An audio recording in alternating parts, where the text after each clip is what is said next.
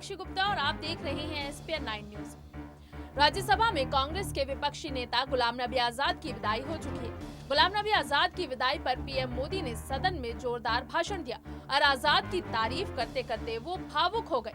तभी से गुलाम नबी आजाद के बीजेपी में शामिल होने की अटकलें शुरू हो गई हैं। वहीं दूसरी तरफ आजाद के साथ ही सदन से रिटायर होने वाले पीडीपी नेताओं के भी राजनीतिक भविष्य की चर्चा जोर पकड़ रही है। बता दें कि सदन से आजाद की विदाई के बाद से कुछ लोग उन्हें राष्ट्रपति पद के लिए संभावित एनडीए उम्मीदवार के रूप में देख रहे हैं। वहीं कुछ लोग कांग्रेस के G23 का हवाला देते हुए आजाद को जम्मू कश्मीर में बीजेपी का संभावित चेहरा मान रहे हैं, जहां सरकार भविष्य में चुनाव कराने की योजना बना रही है। एक रिपोर्ट के अनुसार सूत्रों का कहना है कि जम्मू क्षेत्र में बीजेपी की संभावनाओं से इनकार नहीं किया जा सकता है, लेकिन उसके पास घाटी में नेतृत्व की कमी है। अगर राज्यसभा में राष्ट्रपति के अभिभाषण पर बहस के पीएम मोदी के जवाब को पढ़ा जाए तो कुछ बिंदुओं को जोड़ा जा सकता है। अपने भाषण से एक दिन पहले मोदी ने आजाद के तौर तरीकों और जम्मू कश्मीर में हुए हालिया डीडीसी चुनावों पर उनकी टिप्पणियों पर ध्यान आकर्षित किया।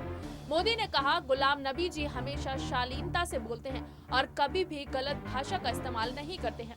हमें उनसे ये सीखना चाहिए। मैं इसके लिए उनका सम्मान करता हूँ। उन्होंने जम्मू कश्मीर में हुए चुनावों की प्रशंसा की। मेरा मानना है कि आपकी पार्टी इसे सही अर्थों में लेगी और G23 के सुझावों को सुनकर इसके विपरीत करने की गलती ना करे। बता दें, G23 का उपयोग कांग्रेस के उन नेताओं के लिए किया जाता है जिन्होंने पिछले साल पार्टी प्रमुख सोनिया गांधी को पत्र लिखकर संगठन में बदलाव की मांग की थी। पीएम मोदी की टिप्पणियों को असंतुष्ट कांग्रेस नेताओं के समूह को खुले निमंत्रण के रूप में भी देखा जा रहा है। अन्य बीजेपी नेता भी सौम्य आजाद की बढ़ाई कर रहे हैं।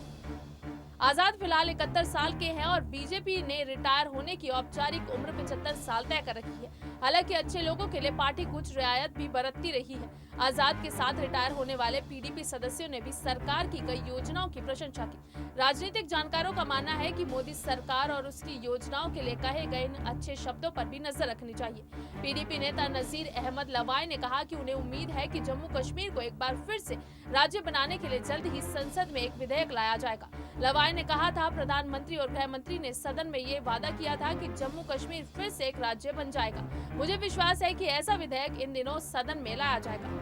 पीडीपी सांसद ने कहा कि उन्होंने सदन में मुख्य रूप से 370 हटाने के कदम का विरोध किया था। अब जब वो कश्मीर वापस जाएंगे तो लोगों को बताएंगे कि देश ने कश्मीर की कितनी देखभाल की और लोगों के साथ सहानुभूति रखी। उन्होंने कहा, संसद हमारे देश की खुशबू है और अपने साथ में ये खुशबू जम्मू और कश्मीर ले जा रहा हूँ। एक अन्य पीडीपी सांसद मीर मोहम्मद फयाज ने प्रधानमंत्री मोदी और गृह मंत्री अमित शाह से जम्मू कश्मीर को फिर से राज्य बनाने और अपनी विशेष स्थिति बहाल करने की अपील की। फयाज ने कहा कि वो ये देखकर खुश हैं कि लोग हाल ही में जम्मू कश्मीर में हुए जिला विकास परिषद के चुनाव में मतदान करने आए थे।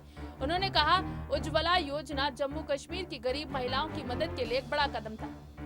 वहीं एक इंटरव्यू में गुलाम नबी आजाद ने इन अटकलों पर एक तरह से विराम लगाते हुए साफ कहा, मैं एक कट्टर कांग्रेसी हूं और मैं चाहूंगा कि मेरी पार्टी फिर से आए, लेकिन जब तक मैं मुख्यमंत्री था मैंने कभी भी किसी भी मंच से पार्टी के लिए कोई वोट नहीं मांगा, क्योंकि एक मुख्यमंत्री सभी दलों का होता है। नहीं, कोई दूसरी पार्टी नहीं। मैं एक कांग्रेसी के रूप में पैदा हुआ हूँ और मैं बतौर कांग्रेसी ही मरूंगा।